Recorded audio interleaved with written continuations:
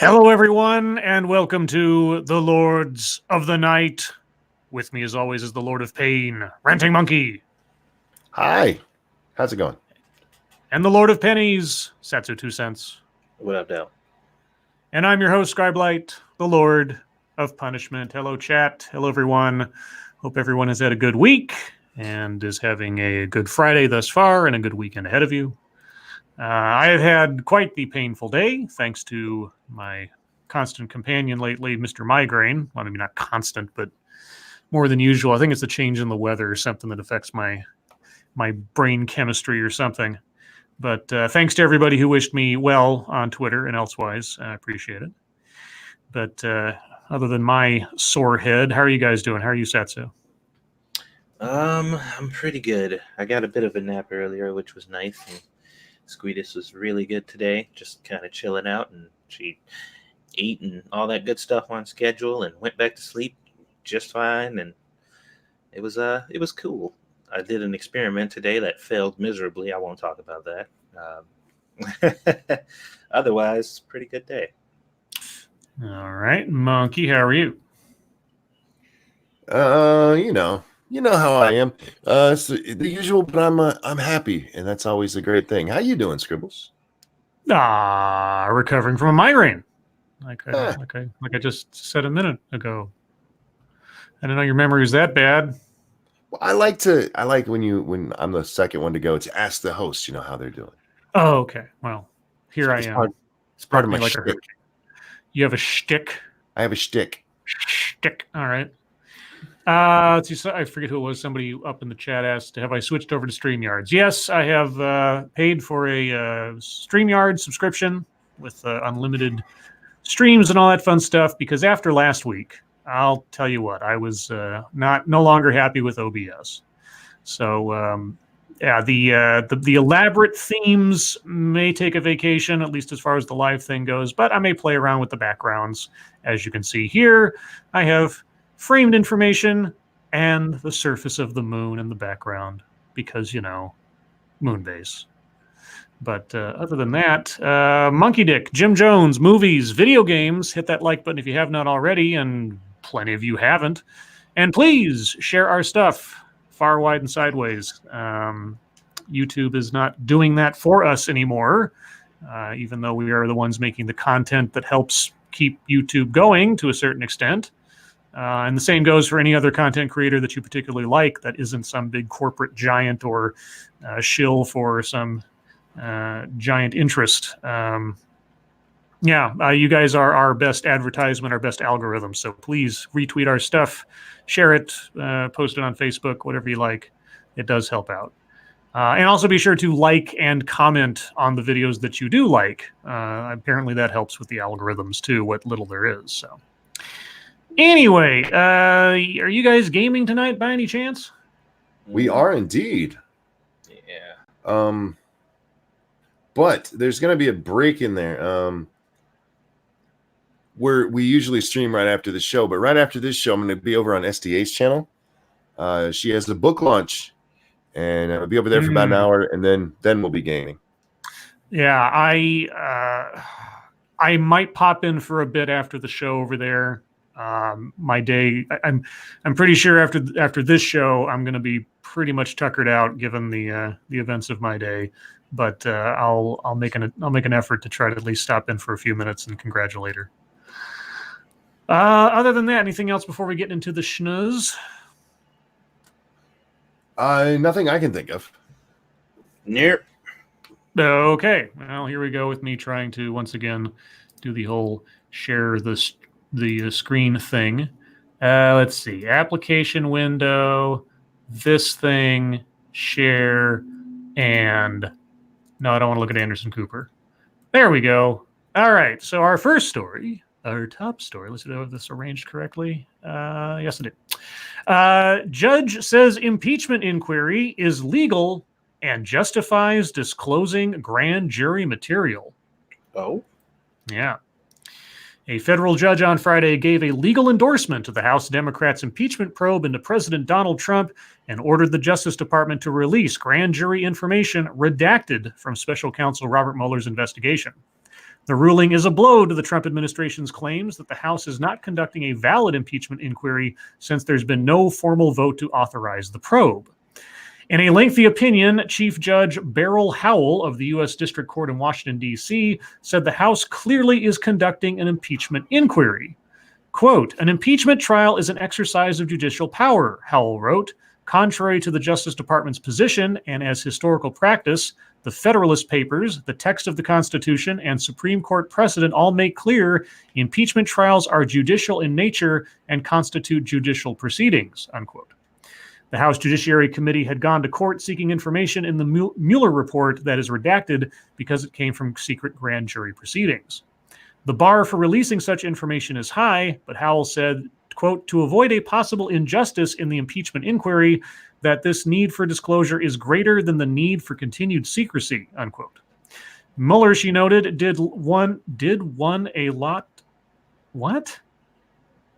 Mueller, she noted, did won a lot of the work in his multi-year investigation. Did one. Okay. All right. Okay, in carrying out the weighty constitutional duty of determining whether impeachment of the president is warranted, Howell wrote, Congress need not redo the nearly 2 years of effort spent on the special counsel's investigation, nor risk being misled by witnesses who may have provided information, unquote. Okay. She adds, quote, tipping the scale even further toward disclosure is the public's interest in a diligent and thorough investigation into, in a final determination about, potentially impeachable conduct by the president described in the Mueller report, unquote. Howell says the House is already conducting a legal impeachment investigation and that the courts can assist Congress in getting the administration to hand over documents or allow testimony, said Steve Vladeck, CNN's legal analyst and professor at the University of Texas School of Law. Okay, so you don't have to have actually voted on an impeachment to be officially conducting an impeachment. Yes. Okay. That's basically what the argument was, is that until they actually vote to affirm an impeachment, you're not actually conducting an impeachment, and thus powers of disclosure aren't available to the House. But this judge says no. And it's kind of bullshit. They should have just taken the vote for inquiry. I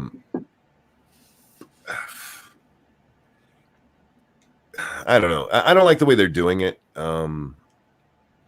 I am curious about this judge allowing grand jury testimony to be given over like that.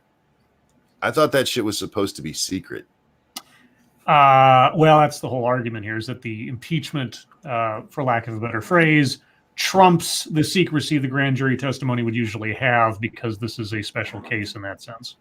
Well, didn't they just say it was his opinion, I thought? Or is this like a ruling or something? It's a ruling. Well, it's a ruling. Let's see if they're going to... I mean, I assume it's going to be appealed. I'm trying to see if they... well, if there is going to be an appeal, it hasn't been announced yet, but I have to assume it will be. So, yeah. So this will probably go to the Supreme Court sooner or later. Because I know that the White House isn't going to just stop there. So. Oh, of course not. No. But, I mean, I understand the judge's argument to a certain extent. I mean, because the impeachment process is so vague in where it begins and ends and all that other stuff, that, there's nothing that says that you have to have already voted for impeachment to be taking place. And that's really the crux of it. So anyway, what do I got next? Anderson Cooper. I don't care about Anderson Cooper. Go away. All right. Only 10 students invited to Trump's speech at historically black college. Okay. What? More than 200 people attended President Donald Trump's speech at Benedict College, but only about 10 actual students were invited to the event, his first appearance at a historically black college, and an effort to reach out beyond his usual base of support. That seems kind of self-defeatist to go to a college and not have students there. Columbia, South Carolina Mayor Stephen Benjamin told CNN that out of more than 200 invitees to the president's speech, Only about 10 were actual students from the college. The others, Benjamin said, were, quote, brought in from somewhere else. More than 2,100 attended the school, according to its website. Attended the school. Benedict College spokeswoman Kim Hunter later told reporters that only 7 students ultimately attended the speech. Quote, this should have been an opportunity for at least scores of students to attend this event, Benjamin told CNN. He said the president of the college requested more students be able to attend, but that the White House maintained control of organizing the event. Trump's visit Friday to the HBCU came amid the fallout over his decision this week to compare the impeachment proceedings on Capitol Hill to a lynching, words for which he declined to apologize as he prepared to leave the White House for the journey to South Carolina. He doesn't have to apologize. Context clues. Presumably, you've gone to college. Mm-hmm. Also, Biden. Also, everybody else back when Clinton was anyway. The president's language created a divisive backdrop for his rare appearance at the historically black college, where he was slated to highlight his administration's work on criminal justice reform.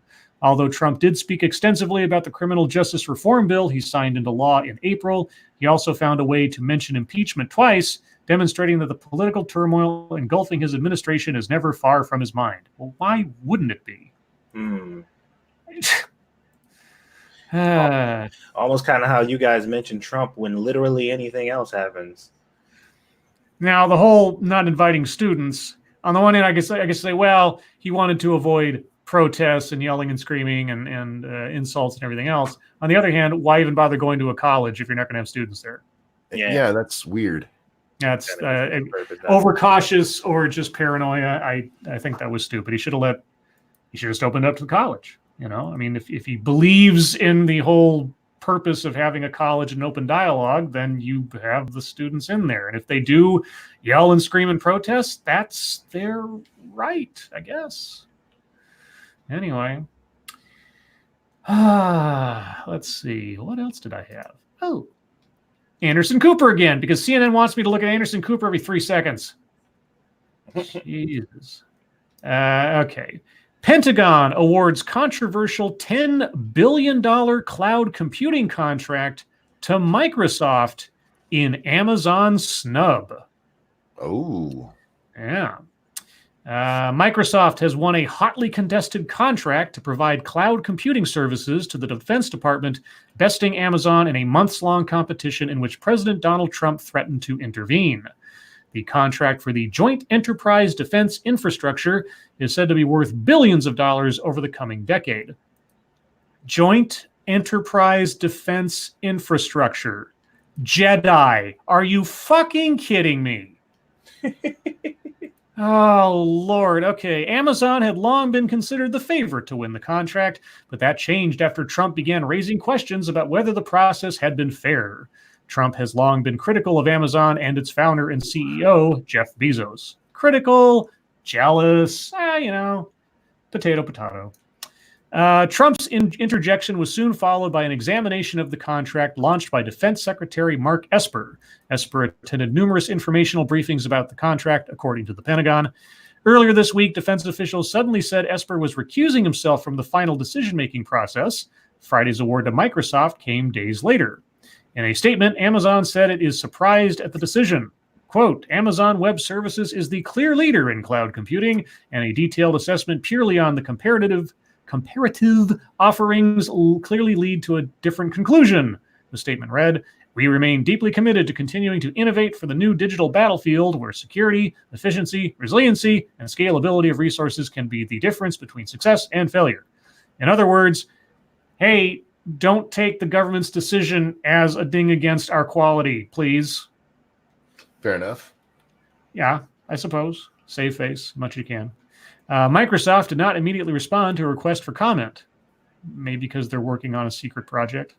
Just a thought. I don't know. In July, Trump vowed that his administration would take a strong look at the Pentagon's contract plan, saying that, quote, some of the greatest companies in the world had complained, including IBM, Oracle, and Microsoft. Had complained about what? Okay. Maybe I'm missing something. If they were vying for the contract, that would make sense, but complained. Oracle had pushed hard to scuttle Amazon's effort, going so far as to develop a document alleging that officials inside and outside of the Pentagon had conspired to help Amazon win. Is that why Esper recused himself? So it wouldn't look like he was somehow a cheerleader for Amazon? Maybe. Let's see. Multiple independent reviews of the process found little evidence of wrongdoing, however. In a statement, the Defense Department's Office of the Inspector General said investigators are close to completing their work, reviewing the awarding of the contract. So, okay. Well, either it could be a combination of things. Trump doesn't like Amazon. There's rumors and/or conspiracies that Amazon was in the tank already for the contract, regardless of all the competition. So maybe just all around, it was safer not to go with Amazon. I guess so. Yeah. But I don't know anything about the quality of Microsoft's cloud computing, so I don't know anything about the quality of either. There's cloud computing. Because wasn't it the Amazon statement that said we're the best in cloud computing? Well, of course, yeah, they said that. Of course, they so of course they are. They're not going to. Hey, look, we kind of suck. Yeah, Microsoft's obviously better. We're sorry. Yeah. Interesting. Let's see. Mike Downey. That feeling the mods say hi to everyone else. I don't know. Hi, Mike Downey. Hi, Mike. What up, son? Mike's feeling like he's not getting enough attention. So everybody say hi to Mike. What up, Mike? Mods too. This I command. Mike's good people. You remember Serpentor from G.I. Joe? The name is familiar. Yeah, so I think it was the G.I. Joe movie, I think, is what introduced him. And basically, Dr. Mindbender took DNA from the greatest of the world's, like, dictators or something, like Julius Caesar and Napoleon or whatever. He mixed them all together and came up with Serpentor, which is this, super. And he had this cobra like outfit on with his face is coming out of the cobra's mouth, and he'd have this like flying chariot thing, and he'd be giving orders and everything. He'd go like, "This I command" at the end of every sentence. I don't know why that suddenly came to me, but I always liked Serpentor. He was so one-track minded. I actually had the now that you described it, I had the action figure with his little snake thing. Yeah. I mean, I always liked Cobra Commander. Don't get me wrong, but Cobra Commander was much more conniving, but he was also a wuss. He was also kind of a coward. I liked everything except for the fact that he was a coward. He wasn't Destro should have been running the whole show. He and Baroness should have been like king and queen of Cobra, honestly. And when Serpentor showed up, Cobra Commander took a real backseat, especially after he was turned into a snake at one point. That didn't help it. That didn't help his cause. Thank you, Mike Downey. Ace hole YouTube censorship for the lose. Oh, I see. An ace in the hole. Hey. Okay. Hi, Mike. Hi, Mike.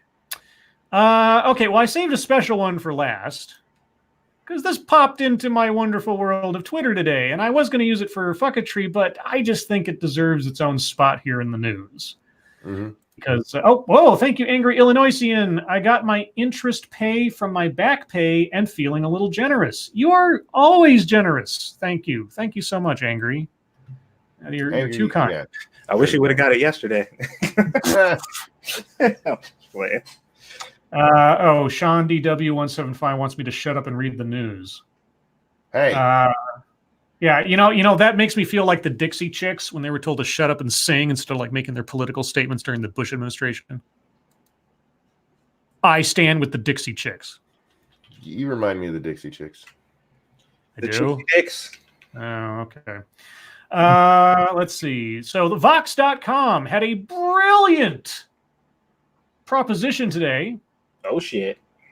Let me find let me read the text of the tweet in question, because the text of the tweet is what really caught my eye, and I knew I was going to talk about this story tonight, if I could. Okay, so the text of the tweet said, "Meritocracy produces radical inequality, stifles social mobility, and makes everyone, including its apparent winners, miserable. Should we get rid of it?" Oh, and yeah.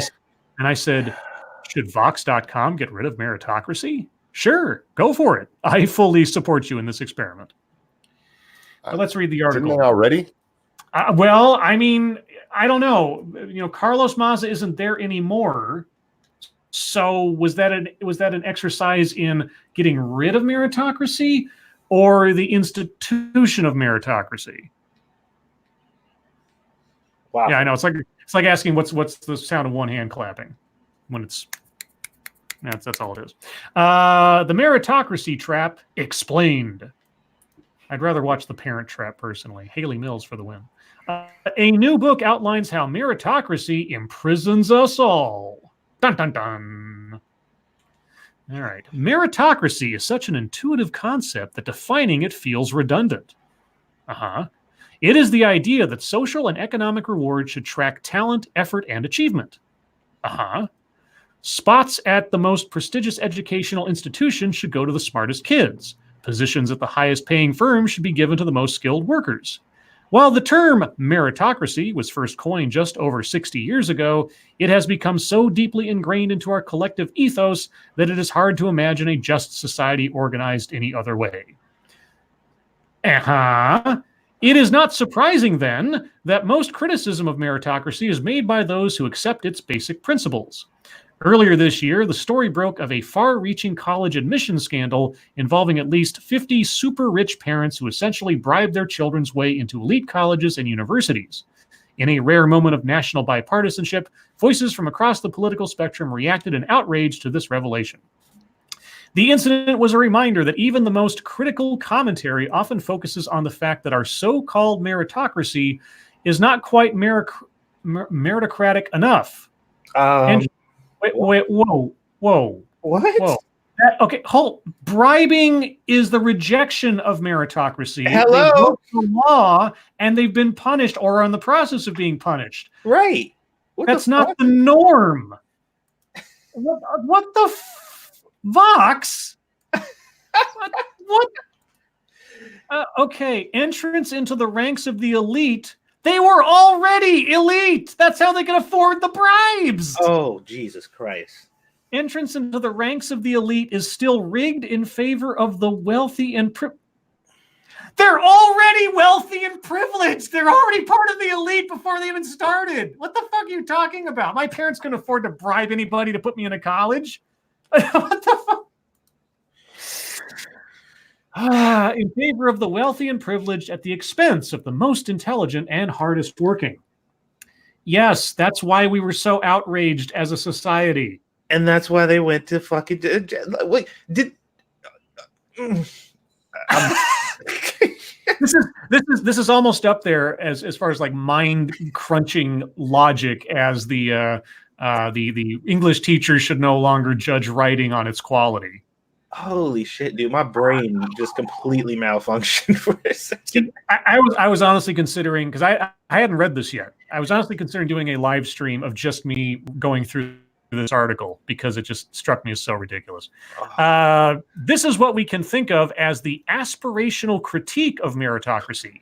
It posits that the problem with our current system isn't the ideal of meritocracy itself, but our collective failure to live up to that ideal.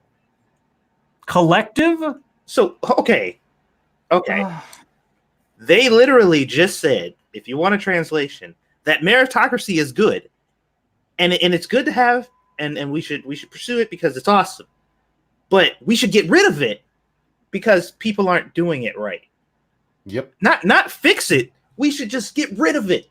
Because instead of doing it correctly and doing shit like, I don't know, imprisoning people who are fucking breaking the rules like we just did, just get rid of it.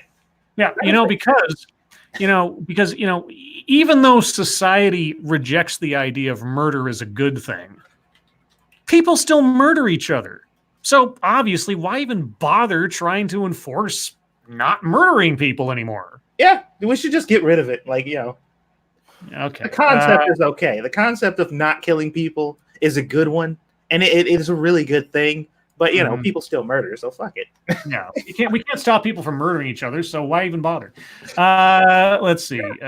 If only we could replace the forces of aristocracy, oligarchy, and corruption with a genuine meritocracy, then we would have a just and equal society. Okay. There is also a principled critique of meritocracy, although it is far less common. Principled critiques argue that any society where socioeconomic reward is based on the principle of merit itself is inherently unjust. For them, the ideal of meritocracy is flawed and must be replaced either by radical egalitarianism or a return to aristocracy. That's an awful wide spectrum. Thank you, Cody Fry. You know it's bad when even Satsu's brain can't tolerate the stupid. What is that supposed to mean? Cody Fry. I'm trying to decipher what you're trying to imply there. I don't know what that means. Okay. Aspirational critics tend to dominate the meritocracy debate. Clear violations of meritocratic principles evoke bipartisan public backlash. Attempts to make the meritocratic ladder more fair and accessible, such as need-blind admission policies and non-discriminatory hiring practices, are commonplace. The American dream is itself a meritocratic notion of rising from rags to riches on hard work and talent alone. Yes, well, the Horatio Alger procession is not necessarily common, but that is the ideal. Yes. This is what makes Daniel Markovitz's new book. Oh, this is an advertisement for a book. Oh, okay. I wonder if Daniel Markovitz is any association with anybody at Vox or is part of anything. I wonder if he's not. I wonder if Vox would disclose that if it were the case. Daniel Markovitz's new book, The Meritocracy Trap, so fascinating. At its core, The Meritocracy Trap is a comprehensive and rather scathing critique of the aspirational view. Really? I couldn't tell by the title. Markovitz argues that meritocracy itself is the problem. It produces radical inequality, stifles social mobility, and makes everyone, including the apparent winners, miserable. I think I can summarize Daniel Markovitz's book in one phrase. It is called The Equality of Outcome. I was going to say bullshit, but okay. Yeah. Not the equality of opportunity, the equality of outcome. Meritocracy is bad because some people can't meet the bar set by whatever instance you're talking about. It's so funny, too, because it's really easy to debunk people who push this narrative where it's just like, meritocracy is wrong. We should just, do it another way. And it's like, okay, well, your heart surgery is scheduled and we don't have the best person on the job. We just, we picked this person because we don't have a black person. So right. They have no experience, but, whatevs. Like, I hope you cool. All right. At the same time, Markovitz refuses to reject meritocracy altogether. He instead offers a vision for completely reimagining it. No, wait. Wait. Okay. We've been down this road too many times in the past. You take a word and you redefine that word, but somehow you still think that using that word is accurate. Mm-hmm. That's not how it works. If it's not meritocracy, then it's something else, and you can't use that word anymore. It is a different thing. All right. Aspirational critics tend to believe that rising inequality since the 1970s is the product of insufficient meritocracy. Some argue that the American elite is functionally an old-fashioned aristocracy that owes its income to nepotism and opportunism. Probably. Yeah. I'm sure that you're advertising this guy's book for no other reason than he's totally worthy of it. Mm-hmm. Right? You're not practicing meritocracy there, right? Others argue that the elite is functionally an oligarchy that owes its rising income to a shift away from labor and toward capital. According to this view, elites don't even need nepotism. They are using pre-existing wealth and inheritance to rebuild an old-fashioned feudal class. Well, I'm not going to argue that the disparity between the rich and the poor is exceedingly wide now as compared to times past. But I don't know if that's inherently the fault of lack of meritocracy. I think it's just the massive movements of wealth that we see in the world today that we've built it up over time. Yeah, I mean, I don't particularly disagree with the fact that there's a system kind of built to where the rich are put into a position where they constantly get richer, and there's this constant cycle of just like, yes, there's no way that anybody could even come close, and they've made sure that it's kind of set up that way. It's like and they got the their heirs come in and take over and all that good shit. Like that's true, and yes, we should probably do something about it. But I don't think we need to just take all their money away from them.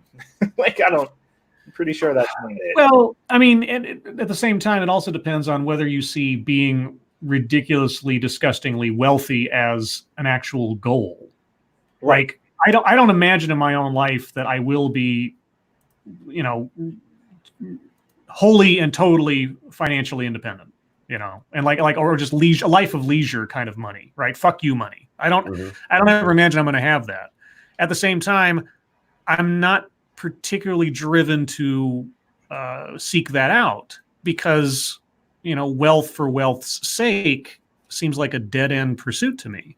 And of course, you say, "Oh, you're just saying that because you're poor or something." No, it's just I don't know. I just didn't have that instilled in me when I was growing up. The value of a dollar. I've saved. I've done fairly okay for myself. I'm not wealthy. I mean, everything could fall. The roof could fall in tomorrow if a couple of things went wrong. But I don't want to stress myself out by looking at how many zeros I've got in my bank account. As long as I've got a roof over my head and food in my stomach and can afford to do a couple extra things. Some goldfish, some Jack Daniels. Thank you, Three-Sided Coin. You don't know the half of it. Ugh. Half of what? The disparity in wealth? Well, I have a clue. Cody Fry, thank you. I'm not saying Satsu's unintelligent. I'm just saying he has an uncanny degree of tolerance for those lacking intelligence. Oh, well, that's that's probably true, which is really unfortunate for me.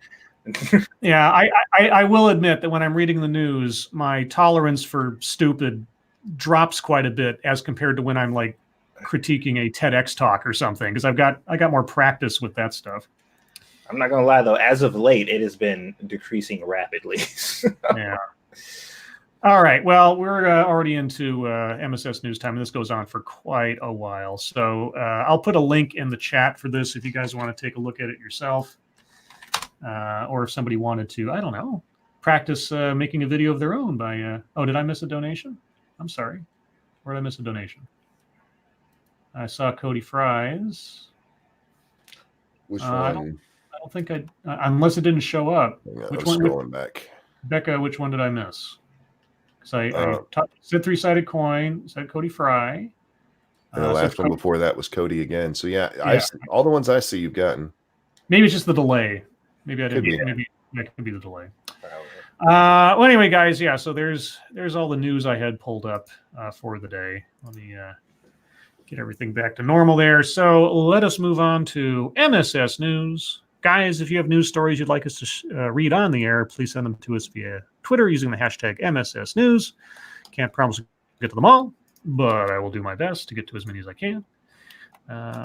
Let's see. Gotta get Twitter to actually bring me the MSS news. All right, who do we got first? First, we have Angry Illinoisian. Illinoisian? Is it Illinoisian or Illinoisian? Illinoisian? I say Illinoisian. Yeah, me too. Yeah. Illinoisian. 81-year-old woman rescued from submerged car after she became trapped overnight. Actually, let me see if I can. Yeah, the cookie thing about this is that I click on the story in Twitter, it pulls it up in Firefox, and so now I got to bring it over to Chrome so I can display it on the thingy. Okay. Real quick, in chat, Three-Sided Coin says, Scribe, there was one for $9.99 way back up during the grand jury one that I got charged for, but it didn't show up. Oh, dude. Oh. I didn't see that. It didn't show up at all. I'm sorry. Yeah, no. Look, YouTube, fix your shit. I'm sorry about that, dude. No, it didn't appear at all. Well, thank you so much. In the absence of actually being able to see it. During the grand jury, huh? Okay, well, Hold on. Let me. I hate when things like that happen. Let me try to address that briefly if I can, because conceivably it's going to show on my super chat log, because you can do that too. Let's see if I can make that work. Oh no, come on. Come on, YouTube. Be nice. I don't like to leave anybody's generosity behind if I can help it. Okay, three-sided coin. Right? No, it's not there on my log at all. That's distressing. Three-sided coin. I would, if you can, contact Google or YouTube or something, because it's not showing up on here. So I don't know if it went through or if it disappeared into the ether or something. I have no idea. Sorry about that. Wish I could do something about it, but I don't have any control over it. Oh, stop video. Okay. Anyway, 81-year-old woman rescued from submerged car after she became trapped overnight.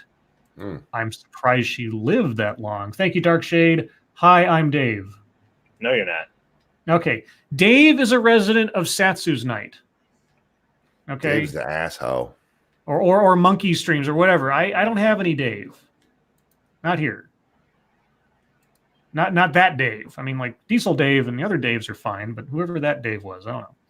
An 81-year-old Florida driver was rescued from a potentially tragic situation after she spent 10 hours trapped inside a car that was submerged in water, police said.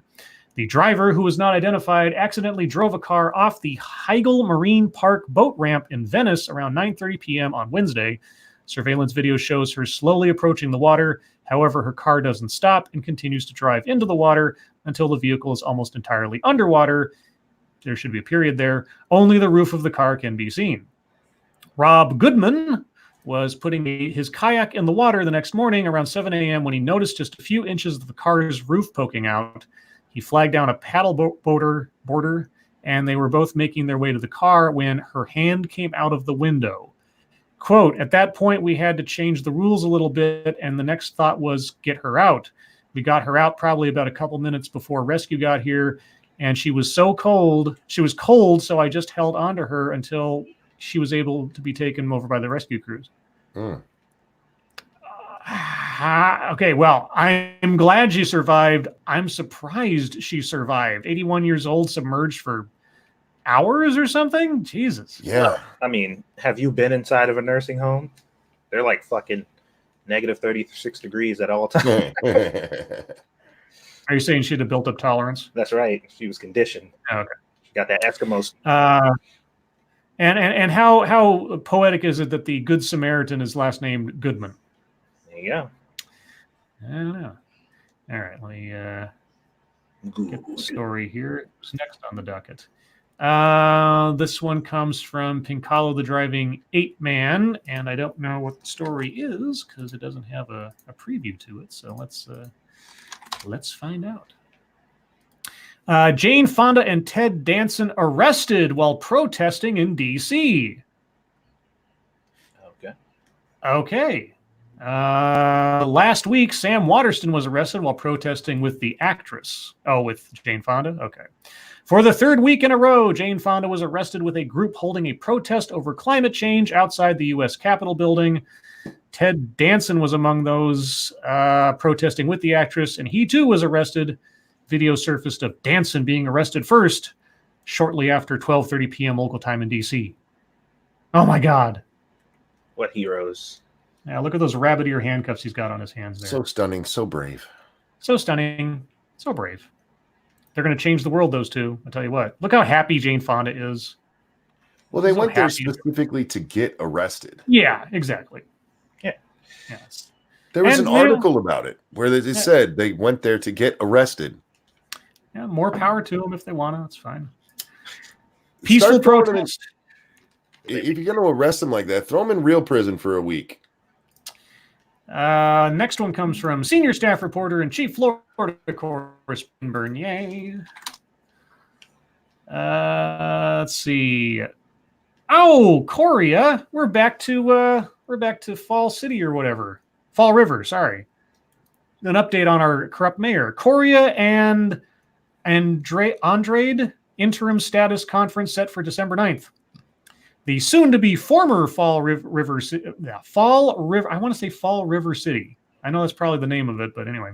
Fall River Mayor Jaziel Correa and his former chief of staff and campaign manager Jen Andrade will have their attorneys in federal court in Boston on December 9th. This interim status conference date was posted on PACER, Public Access to Court Electronic Records. Okay. After it was determined that discovery materials related to Correa are over 56,000 pages for a second indictment unsealed in September, Correa now faces 24 counts, 13 that initiated discovery on over 16,000 pages of material, as well as more than 56,000 related to a superseding indictment concerning 11 counts related to bribery, extortion, and aiding and abetting extortion in relation to letters of non-opposition and host agreements regarding at least 5 potential cannabis retailers. Holy cats. Well, there you go. The trouble has not left the corrupt mayor of Fall River. What's next? Okay, this one comes from Massive Dynamics. I'm gonna have to change my primary browser over to Chrome, I guess, in order to avoid this back and forth thing every time. Trans woman's child porn conviction overturned because she was, quote, struggling with her identity. What? Yes. An Australia appeals court overturned a transgender woman's conviction on child pornography charges because she had been, quote, struggling with it. What the? Oh my God, these ads. Struggling with issues concerning her transgender identity. According to the Queensland Supreme Court's September 2nd decision, Vitea Joseph Bunton, 22, was caught in January 2016 with images on her phone of children engaged in sex acts with each other and with adults. She was 18 years old at the time. Quote, there were a total of 15 images depicting young boys between the age of 5 years and... Oh, God. I don't... Okay. Horrible things. Last December, Bunton pleaded guilty in the District Court of Burbank to possession of child exploitation material. During sentencing, Justice Brian Devereaux pointed out that Bunton had told a psychologist that she only got involved with child porn, quote, out of curiosity and at a time when she was struggling with issues concerning her transgender identity and sexual identity, unquote. Was she thinking maybe she would turn into a fucking pedo? She claimed to have stopped viewing the material at age 17. But she was 18. She was 18 when she had it on her phone. What was she struggling with that she had to look at child porn? Yeah, that's a good question. Retarded. That's a good question. Okay. I hate the world right there. Let's not... That's stupid. Australia, wow. And I know we have some Australians in our audience. Yeah, your legal system has some issues. Okay, this one comes from Quinn Harrison. As soon as I can get it up here and onto this tab, because the tab and the thing and the stuff in the tab. Order up. Morning Crew celebrates National Greasy Foods Day at the North Carolina State Fair. Is that really an actual national day, or is that just something they made up? I have no idea. I don't know either. Thank you, Three-Sided Coins. 76 trombones led the big parade with 110 cornets close at hand. They were followed by rows and rows of the finest virtuosos, the cream of every famous band. Thank you, Angry Illinoisian. I guess he wasn't the boss. I forget what... Oh, is that the Korea thing? Sorry, guys. Switching between all these tabs, I missed the super chat. Thank you, Terry D. Montes. Is a system based on how close it is to Christmas called a meritocracy? Oh, that was almost cryptic level. Okay. Sorry, guys. This is my first night trying to do all the StreamYard stuff, and I got multiple tabs and blah, blah, blah, blah, blah. So I think I've got it squared away now. Tall person, thank you. Today is National Greasy Foods Day, October 25th. Great. They should call it Coronary Day. Friday is National Greasy Foods Day, and where better to celebrate than the North Carolina State Fair? I don't know. How about any fast food place? Since it's the last weekend of the fair, ABC 11 morning team members Barbara Gibbs and Kim Diener attempted to navigate the avalanche of greasy food options. From redneck egg rolls to funnel cakes and something called the Chickenator, chicken fingers, cheese, special sauce on a cinnamon roll bun. There's more than you could possibly ever try or survive, I'm sure. So they decided to do a little research for you. Let's just go down the list here. Hot Wisconsin cheese. They're huge blocks of variety of cheeses chopped into cubes, logs, and blocks, dunked in batter, fried in bubbling oil, and offered alongside an array of dipping sauces. Chester's, Gators, and Taters.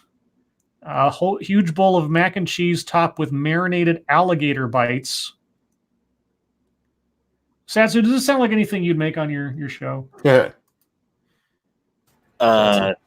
I don't know where to obtain an alligator. I'm sure you could get like specialty meats delivered to you somehow. Sure. Send me some gator meat and I'll hook it up. Alligators are us. Here it comes. Someone is going to P.O. box you some gator meat. You just wait. Let's see. Thank you, tall person. Happy National I Care About You Day, everybody. I don't need a day to tell me to care about you, but I care about you all. I wish you all good health. Thank you, tall person. I'm back at you. I wish you good health too. As tall as you are, somewhere up in the stratosphere. This one comes from Fairly Becca. I saw this all over the place today. I'm of two minds on the subject. We'll get to it momentarily, I think. If it'll come on. There you go. True Punt is where this is coming from. Harvey Weinstein gets lit up like a Christmas tree after comedian spots the accused rapist in audience. You guys see this? I saw the headlines. I didn't read any of it. Harvey Weinstein will tell you it's tough being an accused rapist these days. I mean, he can't even enjoy a quiet night out. The disgraced media mogul appeared at an event put on by Actors Hour at the Downtime Bar in New York City on Wednesday and was confronted by at least 3 women, including performers Amber Rollo, Kelly Bachman, and Zoe Stuckless during the evening. The actresses and audience members claimed they were heckled and ultimately asked to leave. In a Twitter thread after the event, Rollo wrote, quote, "I was shocked to see him out, but not because I thought he would have shame. He is a sociopath and clearly has no shame. I'm shocked that he was an event, I assume at an event put on by and for artists." She further said that Weinstein was invited by Actors Hour to participate in the evening. Quote, "Not only was he invited, he was supported," she wrote. "My friend and badass comedian Kelly Bachman was performing on the show, and when she went after the Freddy Krueger in the room, she was booed and told to shut up." Rollo went on to describe the evening as a speakeasy for artists, according to its event description. Quote, "Some people didn't realize what was going on. Some artists knew and were scared, and some were outright supporting this fucking serial rapist monster." So the bit I read was that a comedian on stage called him out directly, and then some person in the audience also started yelling at him or something.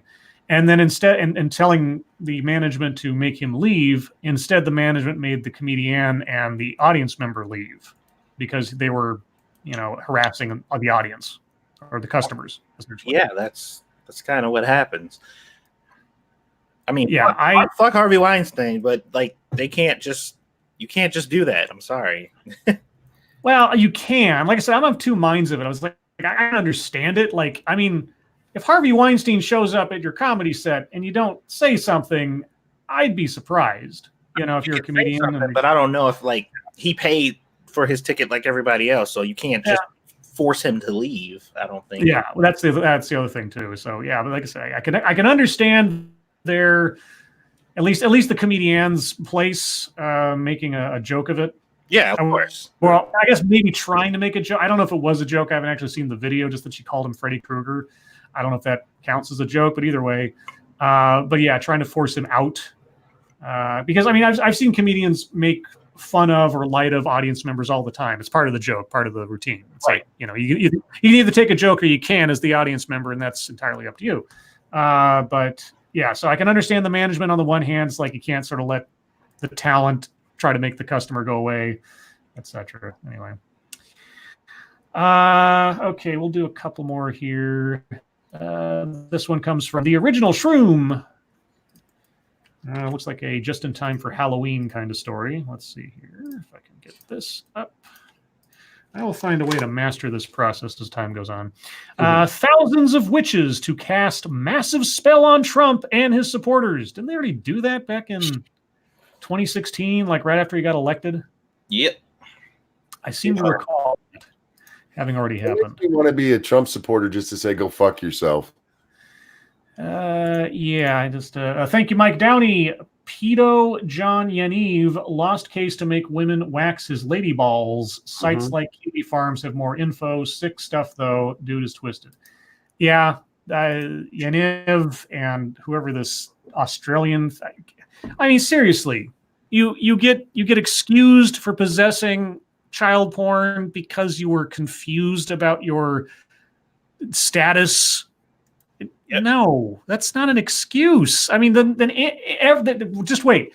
Every pedophile in Australia who gets caught with child porn is going to say the same thing and point to that case as precedent. I was having psychological issues with my orientation, therefore I shouldn't be punished for exploiting children or aiding and assisting in the whole exploitation of children. I just don't understand what the explanation means. I don't get that. I was trying to find myself, so I looked at child porn. Look, I was trying to find myself, so I looked at gay porn. Okay, I understand that. Sure. I was trying to find myself, so I was watching kids getting fucked. No, it's not a sexuality, you fucking sick shit. Yeah, but they want to make it one. I know. That TEDx talk I did with the lady trying to. Oh God, it's still like I remember it was a couple of weeks ago or something. Occasionally, YouTube recommends my own videos to me, which is wonderful. And that one popped up, and I was at work, and I just put it on in the background. And I got to the point where she was trying to classify it as a sexual orientation. And just like I did in the video as I was narrating it, in real life, again, my stomach just frowned completely right there. I was like, oh, God, no. Anyway, back to the witches. At 1 minute before the stroke of midnight Eastern time on October 25th, that's just a couple hours from now, thousands of self-identified witches plan to simultaneously conduct a ritual meant to bind President Trump, quote, and all those who abet him, unquote. The practice has taken place monthly since Trump's inauguration, notes Michael Snyder on his End of the American Dream blog. But with Halloween approaching and an impeachment inquiry underway, it's getting renewed media attention, like you. The practitioners explain that unlike a curse or a hex, a binding spell is not meant to cause harm. Quote, rather, writes Snyder, quote, the witches hope to prevent President Trump from doing harm to the United States by his actions, and so they actually believe that they are doing something very positive for the country. So they believe they're doing effectively what the secret cabal within the White House was doing by trying to prevent Trump from doing anything awful, I guess. Yeah. But with magic. But a closer examination, quote, reveals some very disturbing details, he writes, as the witches are instructed to call on, quote, demons of the infernal realms for help in binding Trump and his allies.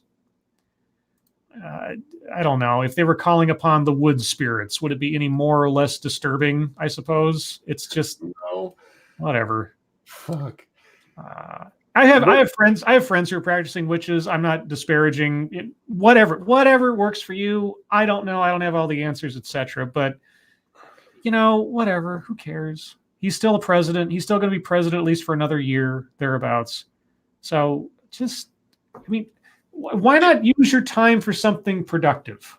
Really, If that shit works, can y'all throw a spell on me to make a lot of money? No. So throw a spell to fix Monkey's spine. Let's do that first. We'll worry about the money afterwards. You'd rather have money than have your spine fixed? Yeah, fuck that, man. Thank you, Original Shroom. Trouble. Oh, we got trouble right here in River City with a capital T that rhymes with P and stands for pool. That stands for pool. We've surely got trouble right here in River City, right here.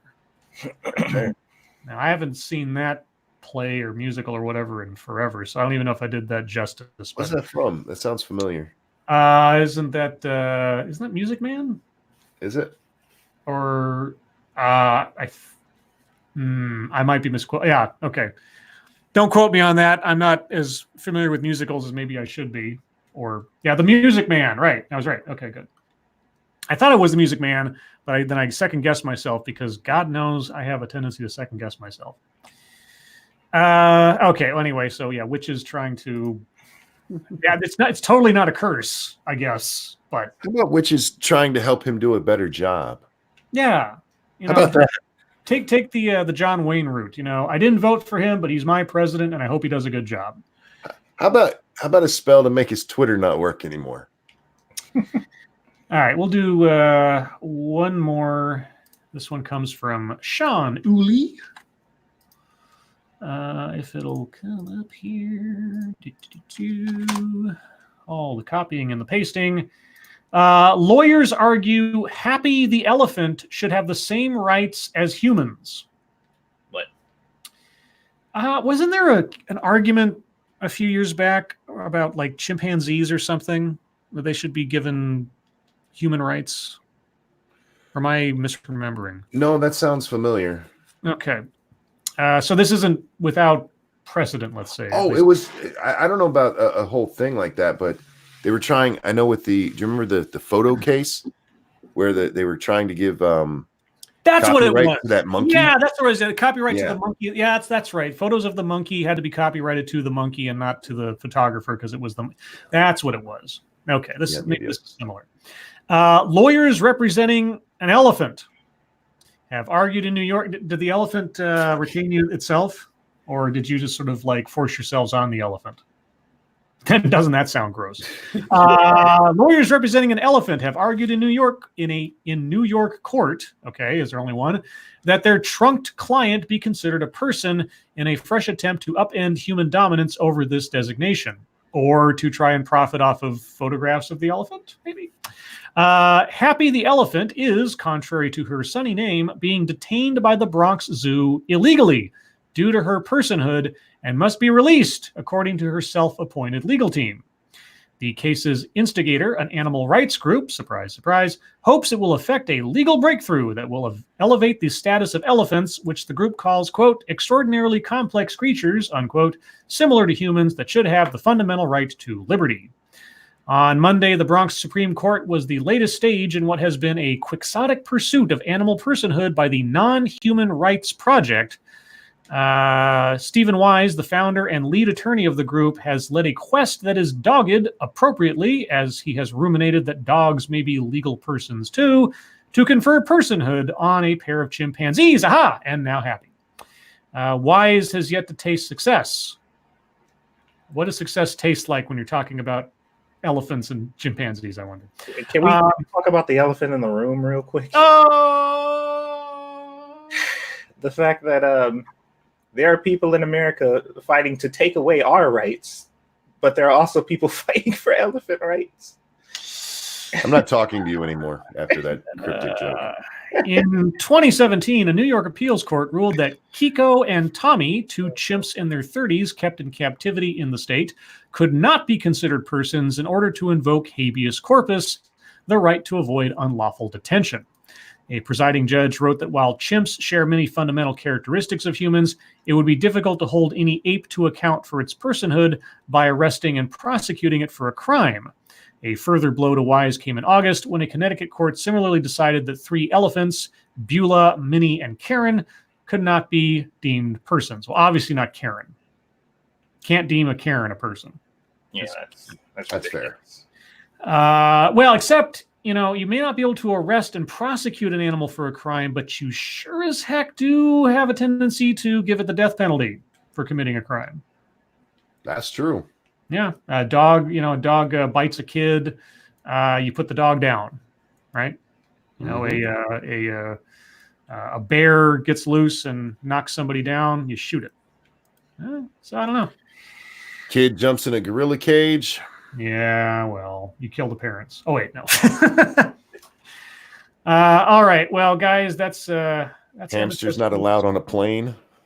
Uh, Pebbles. Oh, that's right, Pebbles. Poor Pebbles. You're too good for this world. Well, guys, thank you so much for all of the stories. Appreciate all your contributions there. As we always see, you guys are half the show because we're lazy. We appreciate your efforts on our behalf. But now it's YouTube time. I'll go first because I don't have much. I am planning loosely to do a live stream tomorrow morning-ish where I sit down and watch a presentation on diversity and inclusion in the workplace live. And a video I have not yet watched. I only watched, I watched the first couple minutes to know what it was about, with a very friendly gentleman telling us all, I guess, about how to institute diversity and inclusion in our lives or in our schools or in our businesses. So I don't have a set time for that. It's when I'm all woke up tomorrow. And boy, do I need to get woke to listen to this. So I'm going to say roughly 9 a.m. Pacific time.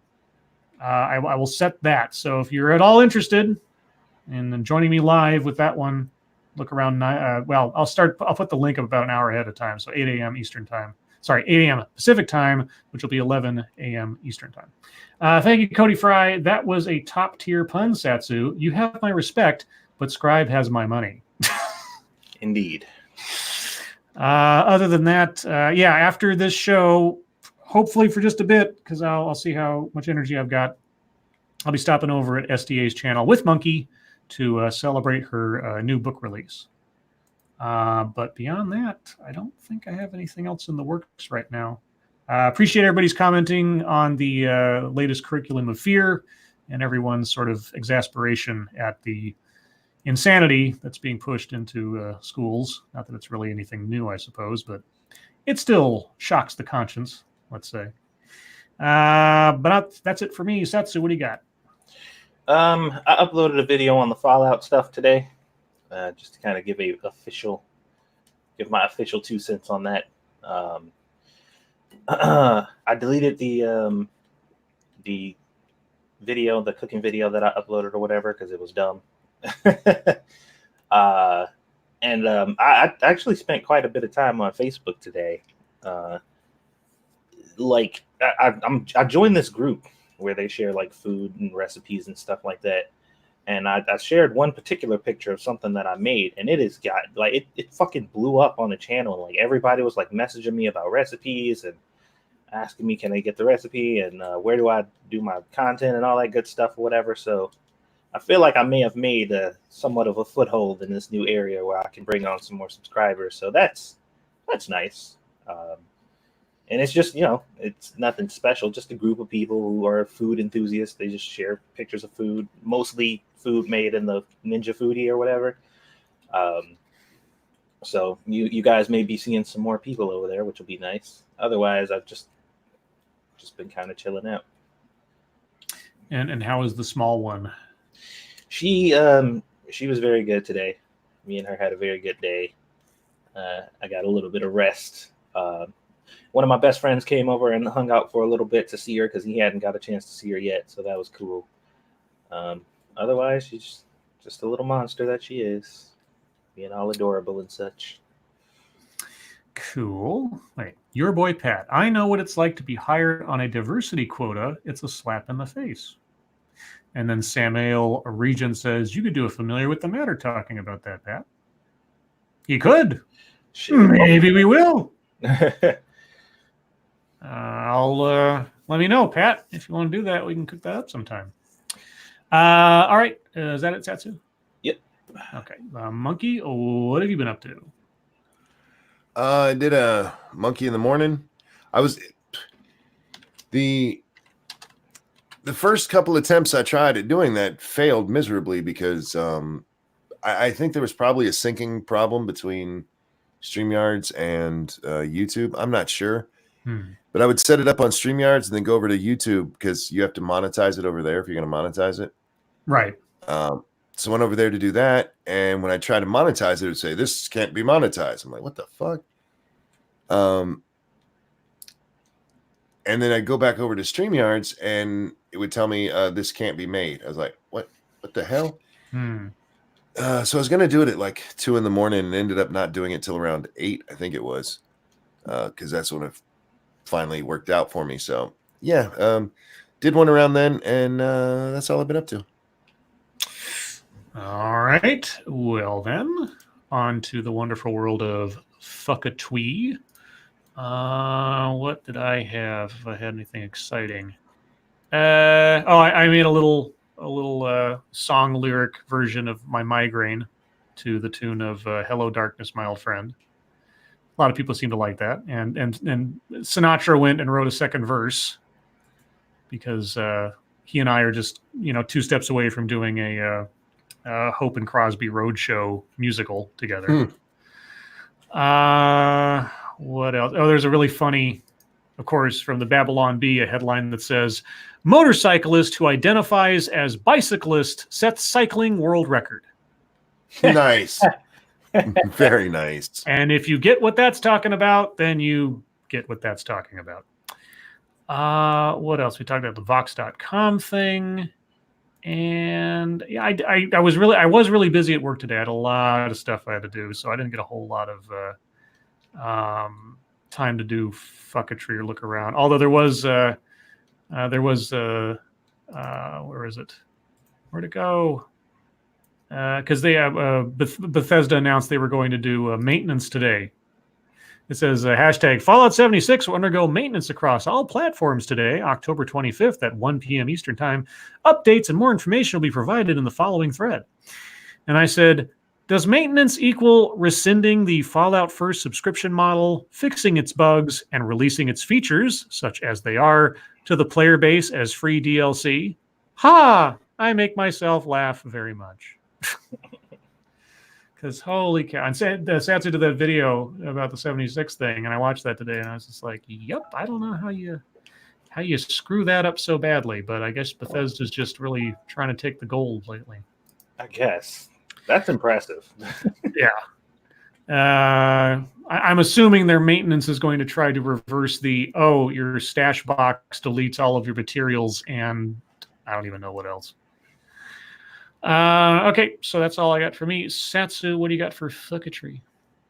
I didn't really have any. I was on Facebook a bit, like I said, and I saw like people were the topic of Black Panther came back up in a Black activist group, and they were talking about why this movie, even though it got critical acclaim and made all that money and stuff, like why isn't it being held up next to some of the most popular movies in the world now? I guess they feel like it's not getting its due. I don't know. I was trying to look into it. I'm like, what is the complaint here? Like, what are y'all bitching about now? The movie made a shit ton of money. And it was like, this movie setting an example for what diversity is and should be. And I'm like, I'm gonna have to stop you right there. Because if diversity is 90% of a particular race, then they've already been doing it right this whole time. So I don't understand where that bullshit comes from. But there was a lot of people in the group just kind of, I don't know. It seemed like nobody really understood what the direction of the conversation exactly was supposed to be, because there were people arguing shit that it didn't seem like anybody was talking about or bringing up. But at the end of the day, everybody pretty much agreed unanimously that we need more Black people and women in media, period. And some people said it shouldn't matter if it's forced. I remember seeing that. It shouldn't matter if it's forced. It just needs to happen. Because one of the people said it is objective fact that movies are inherently better when there are a variety of people in them, except for when that variety of people are all black, all Asian, or all women. And I'm just like, I don't understand. I don't think half of you motherfuckers in here know what the hell you're talking about. So I swiftly ejected myself from that situation, and that was that. Other than that, I didn't really see anything. I'm sorry, real quick, over on the Streamlabs, I got a donation a little while ago. Thank you, tall person, who says, I felt a compulsion to toss you a few bucks. Meh. Who am I to deny my natural and totally not magically influenced urges? Thank you so much. I never have my Streamlabs up during other people's stuff. I feel like I should, though. I don't either. I got a notice on my phone. That's the only reason I knew to go check. Okay. I know better, but maybe I'll look anyway. Okay. Anything else, Satsu? No, that's it. That's all the fucketry I really got into today. All right. Monkey. Oh, God. I had a little bit. Let's see. Well, let's go with the one people have the most fun with. Got into a mini argument with Jeff today. I saw that. Because Greta Van Susteren, whatever the fuck her name is, on her Twitter tweeted out, I reached the Pacific Ocean. She's like Magellan or something traveling around the world here. Greta Van Susteren? No, Greta Thunberg. Oh, I was like, Greta Van... I was like, what? I haven't heard about Greta Van Susteren in forever. What the... Okay. All right. The little climate change girl. Yeah, climate change girl reached the Pacific, you guys. She's Lewis and Clark. Oh. But I simply said that maybe she should be in school actually learning things so that she can make her arguments rather than just regurgitating what adults tell her to say. Uh-huh. I felt like that was a perfectly rational thing to say to this child. Jeff thought it was boomerish. And that it's a bad look to ever talk about this girl unless you're, I don't know, kissing her ass.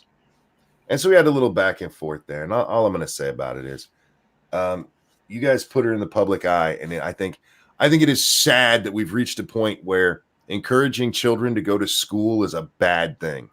Mm-hmm. And it's funny that I keep hearing this boomer thing passed around from a whole bunch of people who love the they only have one joke meme. Oh, yeah. And it's the only one they got now. And I'm trying to figure out what the next one's going to be, but they won't tell me. The hip kids won't tell me what the next one's going to be, so I'm going to have to wait and find out. Maybe it'll be, you greatest generationer, whatever the fuck. Mm-hmm. Anyway. Well, they get mad when you... It's so weird because you're like, is she beyond criticism or not? It's like, no, she's not beyond criticism. It's like, okay, well, I'm going to criticize her. That's pretty low of you. Or they'll use the, people who I associate with this fucked up group often criticize her too. Just throwing that out there. So I'm like, you better not criticize her because you might be, it might be out of my control, but someone might assume that you're a part of this group that also does it. I'm just like, fuck you. Yep. And you can assume that if you want. I really don't give a fuck. I don't care if you think I'm part of some group. And I get what you're saying, Satsu, because I've seen that. That's basically the argument here was it looks bad because of this people are doing. I encouraged the girl to go to school. And another person got mad. They're like, how do you know that she didn't learn this from her teachers? Oh boy. No. Which supports the argument that her fucking thoughts are not her own. But anyway, carry on. Let's say she did learn it from her teachers. She was 15 when this started. She's 16 now, which everywhere I know in the free world, it means she's got 2 years of school left. At least. Nothing. She couldn't learn anything else in those 2 years. And the argument came back at me. Oh, go ahead. I'm sorry. Yeah, real quick. Thank you, Angry Illinoisian. They don't have a brain among them, so all they'll do next is spread stupid. The argument that came back at me was she didn't say she was leaving school forever, did she? No. She said she was taking a gap year in high school. Gap year. That's called dropping out, y'all. But if you listen to what she says, I don't know if they actually listen to what she says, because her argument is, and I'm not making this up, you guys can go check it out, that there's no reason to ever go to school anymore because everything's fucked. That's her argument. So now it might just be me, but that sounds to me like she's just dropping out completely. And I don't know if I'm supposed to listen to her, if I'm not supposed to listen to her. I'm confused. I'm just confused. But kid, take your ass back to school. Moving on. I don't know these people, but somebody interviewed Ilhan Omar, and they tweeted this out. Representative Ilhan Omar is one of the world's most prominent leaders. She's also one of the most fearless. We chatted about what drives her, the source of her strength, and what she hopes for our future. And you can listen to the podcast. And like, your fearless leader there refuses to answer relevant questions. She'll just say, that's stupid, or walk away without answering. There's several questions that this woman should answer regarding campaign finance violations, marrying her brother, being a home wrecking whore. There's several questions she should be answering. And the home wrecking whore one, look, that's her business. But there's a campaign finance violation possibility in there. That's why it's relevant. I don't give a fuck who she's taking dick from. I really don't. That's a shit. I don't care if she's trying to outdo that other chick and take 6 at once. But there is relevant questions in there about whether or not she was paying this guy while she was sucking his dick. And that needs to be answered. And her fearlessness that's stupid. I'm not answering those questions. Stop trying to build these people up to be more than they are. She is an overhyped moron is what she is. Who, by the way, married her brother. Thank you, Three-Sided Coin. You're being corrected, Monkey. High school ends at 16 in Sweden, Great Britain, and most other European countries. They go to trade school, college, apprenticeship, or work at 17. Monkey. But she said she's taking a gap year, so she's if she's done with high school, she's taking a gap year before she goes to university. So okay. All right, I stand corrected. She's taking a gap year. But again, by her own statements, it doesn't sound like she's ever going back. Her own statements are, there's no reason to learn anything because you guys have fucked up the planet. Well, I mean, she's going to get a job doing speaking engagements for the rest of her life. So, hey, why go back to school? Indeed. Shit. Why did I close that? Sorry, I clicked the wrong tab. The House Democrats tweeted out today, no American working a full-time job should live in poverty, full stop. House Democrats are fighting for our nation's middle class and all those who aspire to be in it. # for the people. Nobody working a full-time job should live in poverty. Okay, I understand what they're going for there. And I went a little dirty on this question, but it's a legit question. If this person working a full-time job is spending all of their money on meth and hookers and I don't know what else, child porn, do we just keep raising their pay until they can pay all their bills, wasting their money on hookers and other shit? No, that's what the $1,000 is for. You can't sit here and tell me, we gotta raise their standard of living, which is what they're basically trying to say to us here, without telling me how they're spending their money. You can't say, they have a full-time job and they can barely make ends meet. Yeah? How much of their money do they waste every month?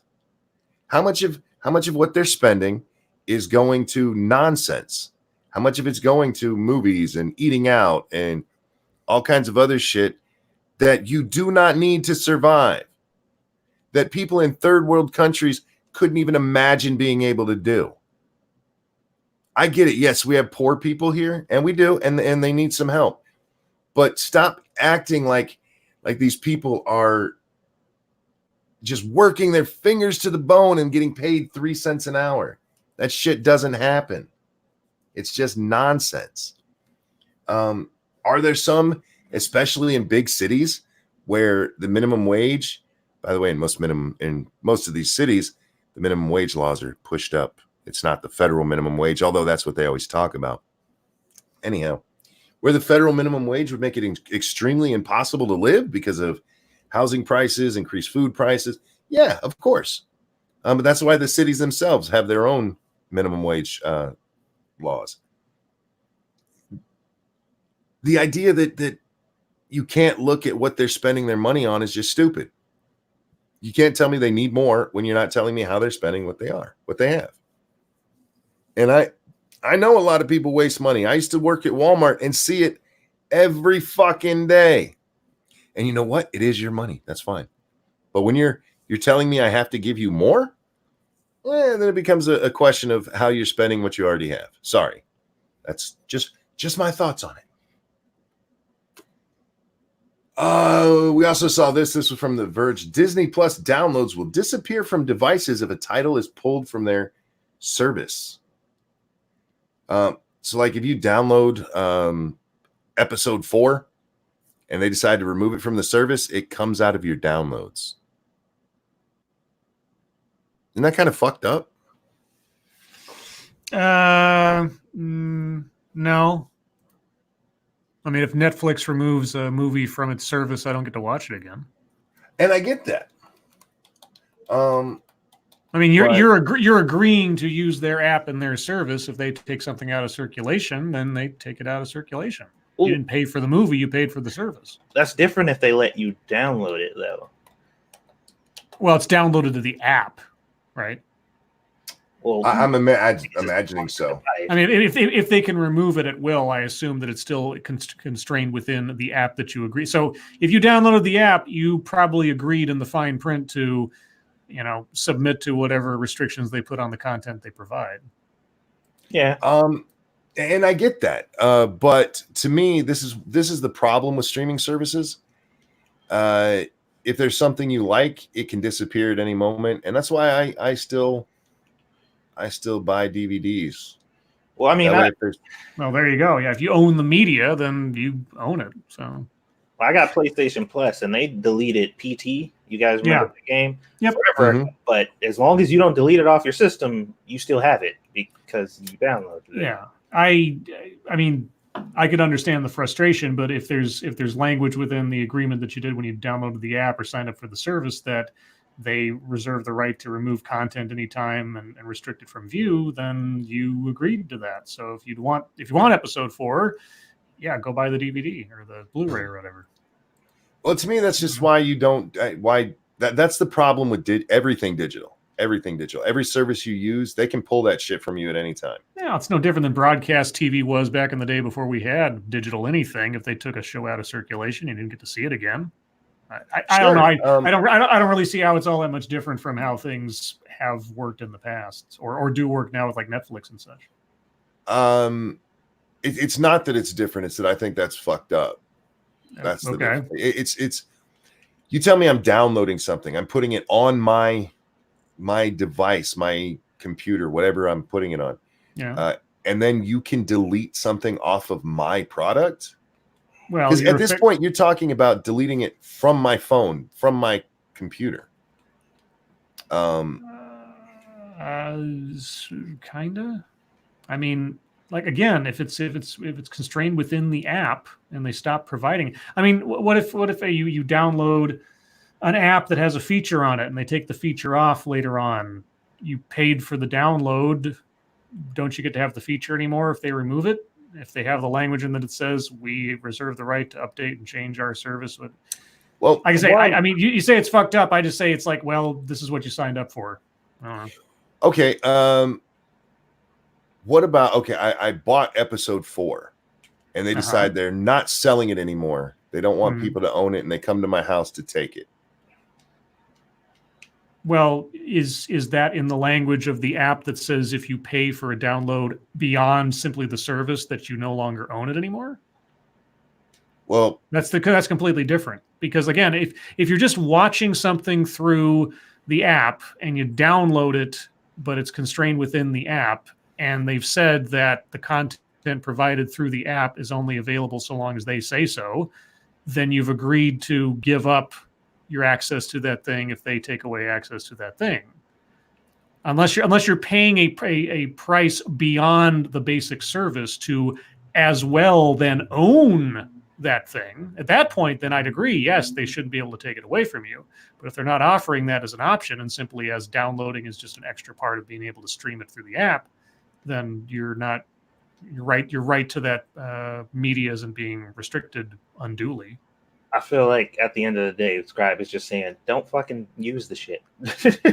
Yeah, basically. Well, I mean, if they've said before the thing even premieres that they can remove content anytime they want to, then you go in knowing that is a possibility. So buy the Blu-ray. And that's actually my point. Buy hard copies, whatever you can. Buy the hard copy, because that is how these things work. But to me, I do not like the fact that something that I have downloaded can be shut off by them. That is something companies do that I do not agree with and think is fucked up. I really do. Because you're talking about I put it on my device and you're going to take it off. Buy the hard copies, guys. Buy DVDs. They're great. They're little. They don't take up much space. PT was put out there as a free demo. Okay. Episode 4 is a whole movie. You pay $12.95 a month or whatever it is for Disney Plus, and I can just download and keep their entire library forever. Does that sound fair? That's how full games on PlayStation are too. If anything is ever released from or deleted from the PlayStation or Xbox store forever, like it's gone, like it's not available for purchase. As long as you downloaded it, you still have it. Now, if you delete it and try to re-download it, then it's gone. Okay, but are those things you're getting from the store free, or are you paying for them? I'm paying for them. Okay, well then you've paid to own it. But you're still paying for that service. Look, if they say once you're paying a subscription, you're not paying for individual items. You're paying for the service, and that was part of the service that you downloaded, and you're still paying for that service going forward. Okay, Satsu, are you paying for those games individually, or you're paying for the service?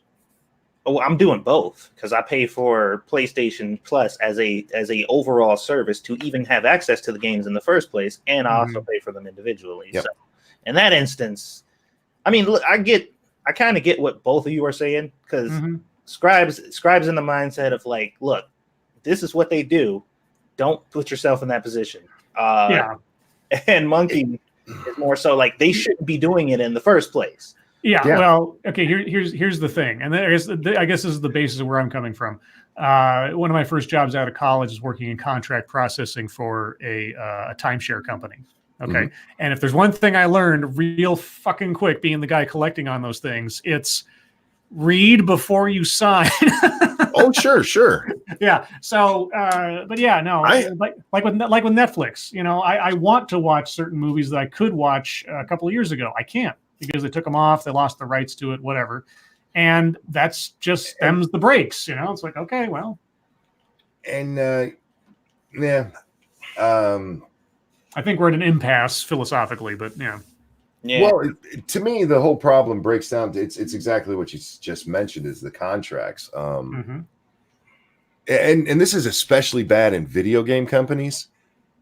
Some of the wording and stuff in their contracts, like when you buy a video game, they'll tell you right off you do not own that game. Right. You're buying a license, which is bullshit. And it's something that we need to get rid of some of these boomers in Congress and get that shit fixed because that's nonsense. Yeah, well, I also don't disagree with what I think the Europeans are doing. So I read somewhere that they're saying that you should be able to resell games you've bought digitally. Absolutely, because you bought the medium, you paid for it. Yeah, but by their standards, by reading the contract, no, you didn't. By reading the contract, you bought a license to play that game. Right. And that's anyway. Yeah. Moving on. There's not much moving on left to do. You got something? I do actually. I have several more, but I do want to hit this one. Just one more. Chris Eliza wrote a story today about Mike Pompeo. Mike Pompeo, it's rumored he's going to run for a seat. I forget where, as a Senate seat. And so far he's been denying that he's going to do it, saying he's just paying attention to his his job at the Department of State. He's the head of state right now. And Chris Cillizza came out with this article that he was actually his article is just two other articles. One is a interview with Pompeo saying that he's not thinking about that. He's just doing his job. And then another one is, I think it's Wichita. That's Kansas, right? The editorial board, he needs to come out and just do one or the other. And Chris is like, yes, that's what you have to do. You need to tell people what you're doing. And I read this and like, who the fuck died and made the press boss? If this guy is still making up his mind, thinking about it, even if he has made up his mind and he just doesn't want to tell you yet. So you, as the press, you don't just get to come out and demand this shit. And you don't do it fairly either. So kiss my ass. Joe Biden, do you guys remember, not Biden, Beto? He was never going to run for president. You guys remember that? Never going to run. I have not heard a single fucking person in our press ask him about that. These fucking people, you're not God. You're the press. If he doesn't want to tell you, even if he's made up his mind, it's none of your fucking business until he does, until he officially declares. Yeah, they're like, how are we supposed to craft stories about this person if he won't tell us? Like, Yeah. You just gotta wait. Shocking, right? Waiting. Oh, You have all the information. real quick, over on the Streamlabs, thank you, Evolved Potato. It says, this sounds like Scribe is talking about a download within the app. Monkey sounds like he's talking about downloading it to something outside the app to me. The first is editing the app itself. The second is affecting stuff outside the app. Well, the reason you download it is so, like, if you're not online, you can still watch it. It is on your device. Right. So, yeah, that's part of my problem there. So, but anyway, yeah, that's all I got, Scribbles. All right. Well, guys, it is your time. If you've got questions, comments, complaints, conspiracy theories, opinions on download within an app versus download offline an app, please put in the chat now. If you have questions for us directly, please put plenty of chat marks after those. If you have statements for us to consider, please put plenty of statement marks after those. And remember, over on 2 cents plus after the show, you can watch Monkey and Satsu run around in Code Vein, if I recall correctly. Yeah, it'll be an hour later than usual, though, because yes. we're on SDA's Yeah, Monkey and I will be over on SDA's channel for a bit to celebrate her oncoming book release. Let's see. So check your logic. Why do SJWs like Jeff Holiday believe that every baby boomer is conservative and that every conservative is a baby boomer? I'm not a Jeff Holiday mind reader. You have to ask him, I suppose, if that's actually what he thinks. I don't know if he does. Monkey, you've had more interaction with Jeff. What do you think? I don't even think that's what it is. I think that that's become the refrain instead of actually making arguments. Instead of argue, it used to be, oh, you're just an anti-SJW or you're just a skeptic. And now it's just, they have a new word. It's boomer. I think that's what it boils down to. Quinn the Cultist, have you heard of our Lord and Savior Pumpkin Tard? No. I don't know the reference, if that's a reference to something. Guys? No clue. That does not sound familiar at all. All right. Attack Alpaca, have you ever done ginger ale and Crown Royal? Maybe in college once, but not with any regularity to say that I remember what it was like. I've done ginger ale. Well, on my dad's recommendation, which was a mistake, I used. I did do ginger ale and Jack Daniels at one point. Yeah, no, I get what you're saying now. Except I picked the wrong ginger ale. I should have picked Canada Dry. I picked that. What was that Verner's stuff or Venner? It starts with a V. Verner's. That stuff is awful. Oh, I don't know what it is, but whatever's mixed in Verner's is awful to me, and I never went back to trying that again. I know there's a name for that drink, but I don't remember what it is. Mata Winter, oh meows, would you eat a dessert burger? Think ice cream sandwich with cream cheese, strawberry syrup, chocolate ice cream on a vanilla cookie bun. Probably. Never had it. I mean, it's an ice cream sandwich. It's a deluxe ice cream sandwich, so sure I'd have it. Sounds good. Pirates Creed, think we could convince China to trade Hong Kong for California? I don't know that we'd want Hong Kong, but I think I'll keep California. As ridiculous a place as it might be, depending on what part of the state you're in, I'd probably keep California over Hong Kong. Gulf City, Scott Marsh, make your own app to download Disney movies. I think that's called piracy. Good luck with that one. Just buy the shit. Buy it outright. Yeah, just buy your Blu-ray or whatever, or your digital copy somewhere. Havoc Vladimirovich Stalinov. Oh lords, hi. Hello. Hey. Colonel Fire. How long could a goldfish survive on a diet of nuts? Well, Not depending on how big long. the nut is a second. Yeah, yeah, unless you've crushed them down, but even then, I don't know if actual legumes work with goldfish digestion. So,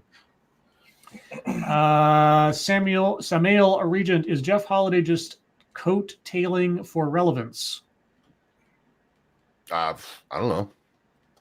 I'd have to ask him. I doubt he'd probably classify his thoughts in that way, but I don't know. Sean Uli, Satsu, can you please friend me on Facebook? I'm the only one there. Did you send me an invite? Yeah, I don't know. Uh, Okay, Aslan, what movie would be greatly improved if it was made into a musical? What movie would be improved if it were made into a musical? Goodfellas. I don't think most movies would work as a musical. The Shining. You imagine The Shining, the musical? I'd go see that. It's like, here's Johnny, I've got my axe. Anyway, give you 40 whacks. Okay, not going to try to do that anymore. Let's see, and then chat jumped. Quinn the Cultist. Oh, lords who dwell on the other side of the dream. Have you seen Adult Swim's new show, Truth Point? I don't have cable TV, so I can't watch Adult Swim. So no, I haven't seen it. Never seen it. Satsu. oh, sorry. I was over on Facebook looking for Sean Uli. What did you Oh. say? I'm sorry. You ever seen Adult Swim's new show, Truth Point? No, I haven't watched anything on Adult Swim in a very long time. All right. Ebony Williams, my lords, which one of the lovely ladies in the chat is the sweetest? Well, I have tasted none of them, so I couldn't tell you. How's that for dodging the question? I'm sure Monkey would be partial to saying Lady Monkey if she were in the chat. If she were in the chat, indeed. Pirates Creed, have you heard that Brie Larson is rumored to be on the short list to play Ahsoka Tano? Yeah, I saw that. That is the dumbest idea of dumb ideas, short of putting Brie Larson in the role of Captain Marvel. Yeah, no, the lady who does the voice of Ahsoka, have you seen her? She could play Ahsoka. You just have to put her in the right makeup, or depending on how you're doing the movie, just have her voice the CGI or something. There's no reason why you'd have to have Brie Larson. Just have her own voice actress play her. That'd be the most perfect idea. She's already an actress, so why not? Why cast Brie Larson? She couldn't pull off the voice or the determination. I mean, I love the character of Ahsoka Tano. I think the retcon of her into Star Wars is obviously one of the most awkward shoehornings of plot convenience ever. But besides that, the character as developed over the Clone Wars series and Rebels, I still love that character. It's one of the best additions to the Star Wars pantheon, as it were. that they came up with. But no, not Brie Larson. Just get what is her name? It's Amy something. I think it's Amy something. Or anyway, whatever her name is. I suddenly forget. She should play Ahsoka, because Ahsoka is a grown woman at this point in the timeline. So just give it to her. Let's see. Quinn the Cultist, Scribe Light. It's on their YouTube channel. On what YouTube channel? I must have missed it. Oh, on Adult Swim. I don't pay attention to Adult Swim. Sorry. I don't know. Let's see. Evolved Potato, Scribe Light. Because you can read Jeff Holliday's mind, what would he choose? Ribs or wings? I will flip a coin and guess that maybe Jeff is a ribs man. I'll guess. I don't know. Sean Uli, what say you on the ethics of downloading TV shows by torrent, giving the broadcast and syndication are free anyway? I don't know. That is the gray area of like, well, if I tape it off of TV onto my VCR, I'm technically pirating it, but I don't recall them ever busting down doors for people videotaping Friends off of the TV back in the day. So I don't know. I mean, the whole Napster thing where they were like suing grandmothers $300,000 because their grandkid downloaded 3 songs off of something. Mm-hmm. Yeah, I don't know. Ashley Eckstein. That's right. Ashley Eckstein. She could play Ahsoka Tano in the movie. Just hire her. There's no reason not to just hire her. And if you have to do some CGI because she is an alien creature or whatever, go ahead. But why hire someone else? It's not like a high. Oh, you have to hire somebody who's the right race to play this character. It's an alien. The entire attitude of the character is embodied in that performance itself, and she's still around. You can hire her. Let's see. Ebony Williams says, Ranting Monkey, what do you have against hyphenated last names? They annoy the shit out of me. Just pick one. All right. Original Stream says he wasn't Lizzie Borden. I'm talking about The Shining, the musical. Well, yeah, but I mean, Axe, 40 Wax, crazy person went and killed their family kind of thing. I mean, you could work it in there somehow. For the musical, you could work it in there. Adabisi, are we going to head back to female genital mutilation if we can legally chemically castrate young kids? That is a good question. Apparently the judge in, Texas or whatever, doesn't care about the implications of that. Well, was it because that got stopped? Oh, did it? By a judge, yeah. And I don't know if it's the same judge or not. How do you wait? I thought the jury ruled yes, and then the judge affirmed the other part of it. And now, was it an appeals court? I thought it wasn't. I'm confused. Yeah, I didn't read a very good story about it, but yeah, a judge overturned the jury's decision. And I don't remember if it's the same judge or if it was a different judge. Well, I know that the governor had said something about wanting to take action, but I was like, I don't think the executive can. So I'm not a Texas law expert, so can a judge overturn a jury's verdict after it's already been affirmed like that? Unless it's an appeals court, obviously. So I don't know. If somebody's got a link to that, I'd be curious to read it. Mata Winter, oh lords, Jello, pudding, or disco? Why not all three at once? Why don't you dance in Jello pudding? That could probably cause a lot of severe accidents. Yeah, well, I mean, that's the risk you take. You signed the contract. Ken Lee, could we get Vic Mignogna to voice her? No, because Ashley Eckstein is the voice of Ahsoka Tano. She effectively is Ahsoka Tano. Just hire her. That makes the most sense in the world. I don't understand why. Brie Larson?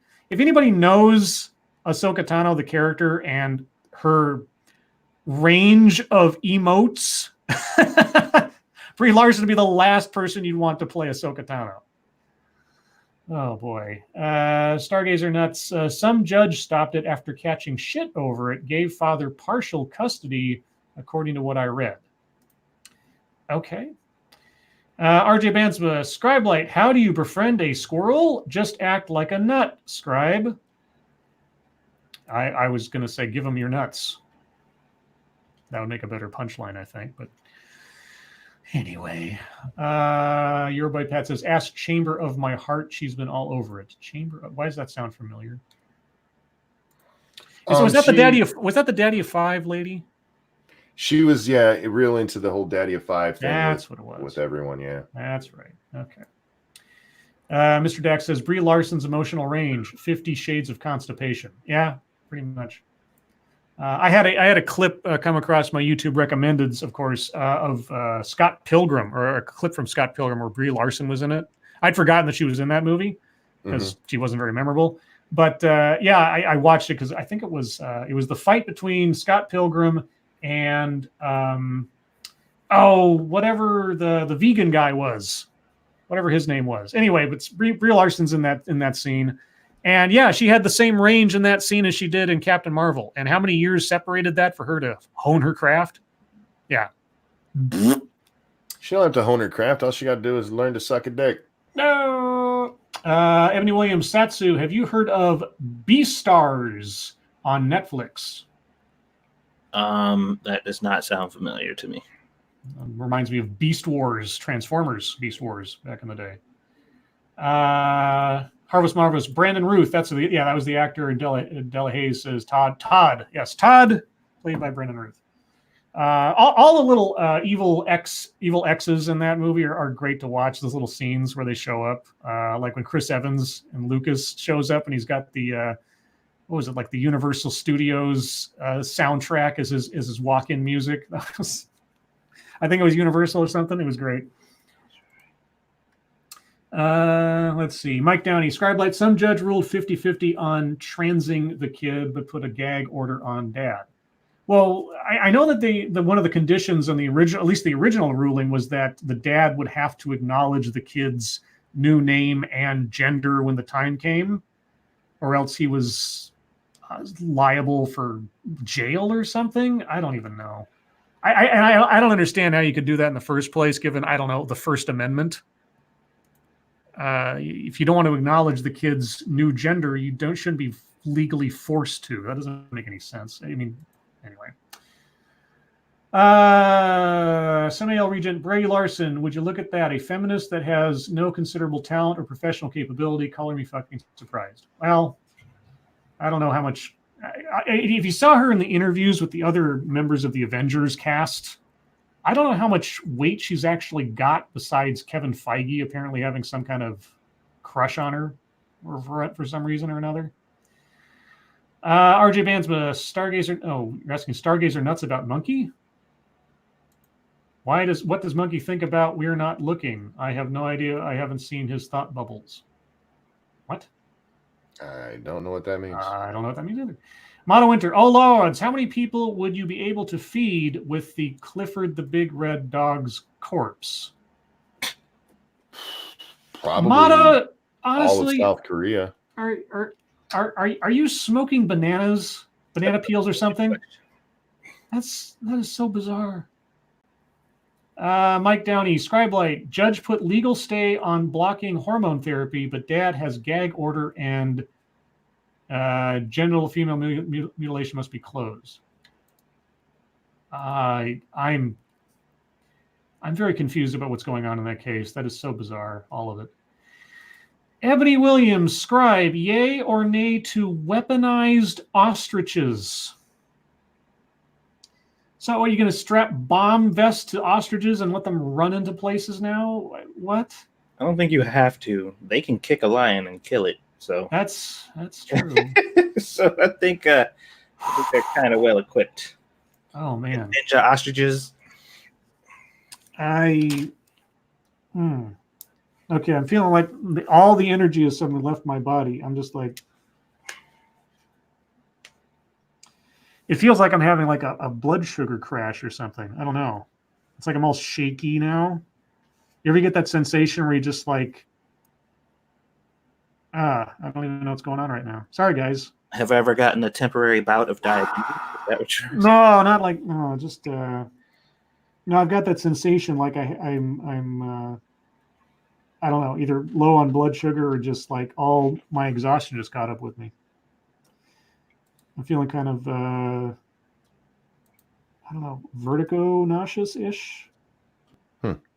I'm feeling bad. That's the short version. All of a sudden, I just it's like crashing on me. I'm feeling bad, like shaky. Okay, let's see if I can concentrate for the next 10 minutes. Quinn the Cultist, Scribe Light, need a blood pack vampire? Yeah, maybe. I don't know. I need something.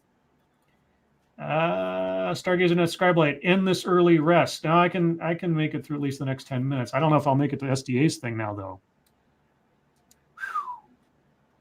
Yeah, it feels like I just had all the energies just zapped out of me. Samuel Regent, low blood sugar and probably a low blood pressure crash. Like I say, I don't know. I think I do need to get some juice or something. Moto Winter, Scribe, are you having a Sinatra moment or a Polly moment?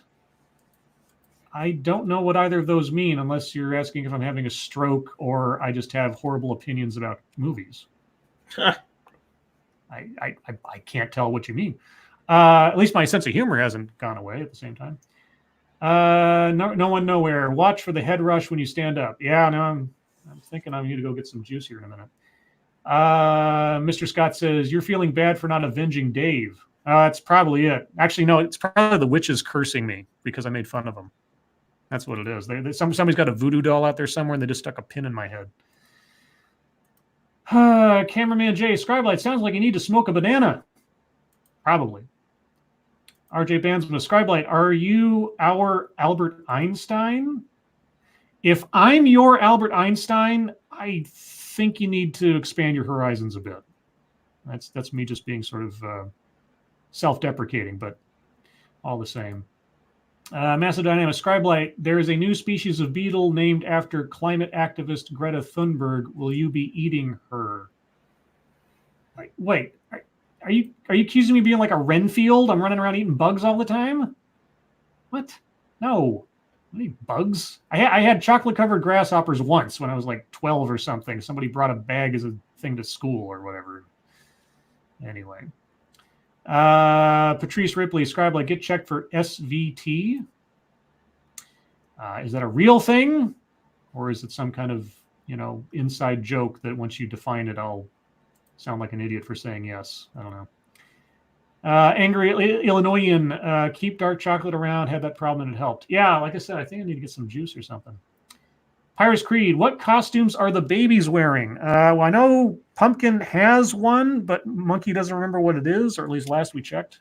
It's a deer. Oh, like a Bambi? Yeah, she's got a deer out costume. I did ask, and I don't know what the other two are wearing. Oh, how dear.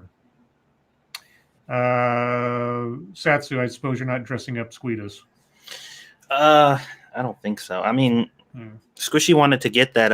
We did see that that Pikachu onesie or whatever, but for some reason, whatever company was distributing them was like 6-month delivery or some shit. I'm like, what the fuck?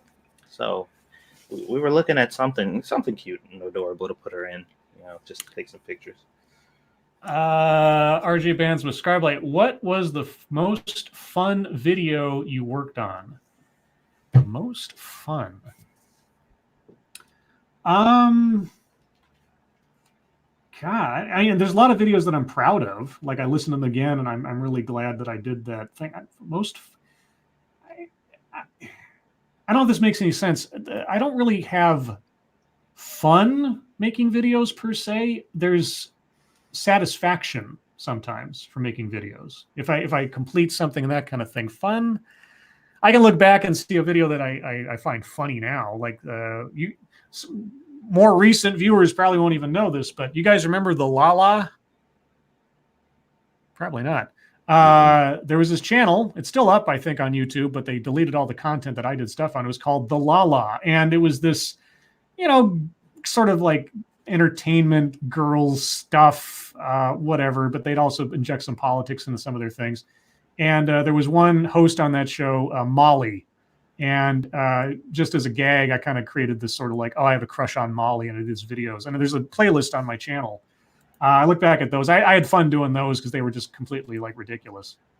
I guess the one I had the most fun with was writing and then doing the reading of my little Halloween story last year, the little Lovecraftian thing I cooked up because SDA and Weibo kind of wanted me to do a Halloween story for their show at the time. I should probably repost that for this year, retweet that one out when I can find it, because I think I did a good job with that story, even though it's a little contrived. I did it, and especially doing the little audiobook reading of it, and the sound effects in the background. I think I did okay with that. Yeah, I need to get some juice or something. Ken Lee, Scribe Light, why don't chickens glow in the dark? Because they're not bioluminescent, at least not yet. God knows they might do some gene splicing or something. Yeah, they're not bioluminescent. There you go. That is the actual scientific answer, I think. Producer Ripley, Scribe Light, yes, SVT is a real thing because heart rate to speed up at random and makes you dizzy and feel drained. Is my heart beating real fast? Doesn't feel like. I mean, well, actually, I do have a little heart monitor thing I got last year or something. So here, I'll put this on my wrist, and I will. So you put my hand up here and then start it. It'll do my little blood pressure thing, and I'll tell you live what numbers it gives me. It's inflating now. I bought this like a year and a half ago or something because my doctor was talking about me having high blood pressure and said I should keep an eye on it. I don't think I do. Well, they were trying to figure out why I was having that the stroke in my eye. So they said a blood pressure might be it. So they said I should monitor it. I've got 120/64. Is that good, bad, or otherwise? 120/64. That's good. Okay. It's a little low, actually, isn't it? Maybe that's it. I have too low blood pressure. And again, that is a non-professional device. It's something I bought at the drugstore. But let's see, Mr. Dax, Scribe Light, you need a heart monitor that says "got it" with each beat. Oh God, that'd be awful. That's really good. That's great. Yeah, your BP's good. Okay. Yeah. Well, granted that that's accurate here, I'll do it. I'll do it. Best of two, just for the hell of it, since we got a couple minutes. Okay. But you said it's the rate. The BP is low with a fast heart rate. Is your heart beating real fast? Not that I can tell. What's your pulse at? I'm gonna get this. This thing needs to. I need to tighten it or something, or maybe the battery's low. I haven't really.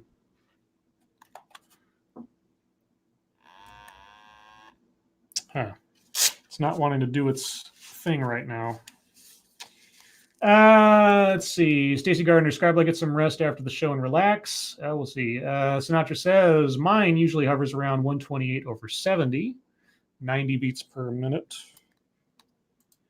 I'm trying to get it to, maybe the battery's dead.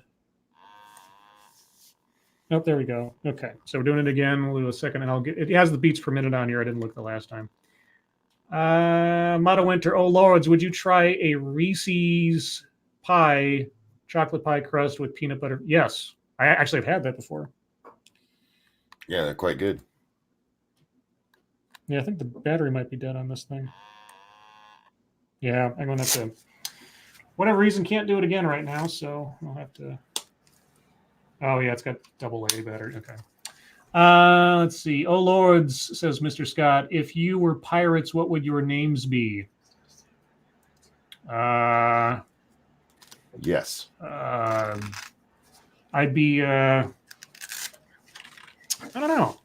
I'd be Red October the pirate. I'd be Monkey the pirate. Monkey the pirate. Satsu, do you have a pirate name? Do I have a pirate name? No, I don't. Well, then, there's your answer. And that, with that question, we are at the top of the hour, guys, and that's the end of the show. I apologize that my health issues suddenly became a a showstopper. I don't have any control over it really, but I think I'll be all right. Remember, over on 2 Cents Plus in an hour, thereabouts from now, you can watch Monkey and Satsu play Code Vein.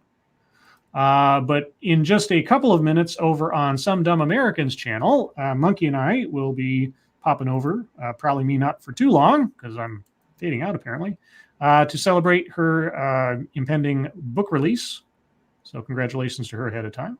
So be sure to go check that out and go take a look at her book series, which is, tell you what, I am envious beyond words that SDA has books under her belt. You know, I've always considered myself English major, someone who likes to write, but I've never had an idea or the, I guess, the drive to have a whole novel made. So there you go. Remember, guys, per usual, be on Monkey's channel tomorrow night at the regular time. And also tomorrow, around about 9 a.m. Pacific time, I am intending to do a little live stream, sing-along, let's say, with a presentation on diversity and inclusion from a professional. So I'll hopefully learn something, maybe. And maybe you will too if you want to join me. So keep an eye out for that. I'll tweet out the link about an hour ahead of time tomorrow morning. The presentation in total is an hour long. We'll see if we get through it all or if I can get through it all, but I'll at least give it a good hour's worth of time to see what it delivers to us. Anything else, guys, before we split? Nothing I can think of. Nope. All right. Well, everyone, thank you so much for coming out tonight and joining us as you always do. You guys really are the best audience anybody could ask for and that anybody has really on YouTube as far as I'm concerned. Moderators, thank you for keeping an eye on things, even though our audience is the best behaved in the world. Everybody who donated, say it every time. I'll never stop saying it. Thank you so much for your generosity. I really do appreciate it. And everybody for your well wishes on my migraine earlier today and now for your concern with my blood pressure. Thank you so much for your attention and kindness. I appreciate it very much. But with that, Monkey, Satsu, thank you for joining me as always. Everyone, your lives make our lives that much better.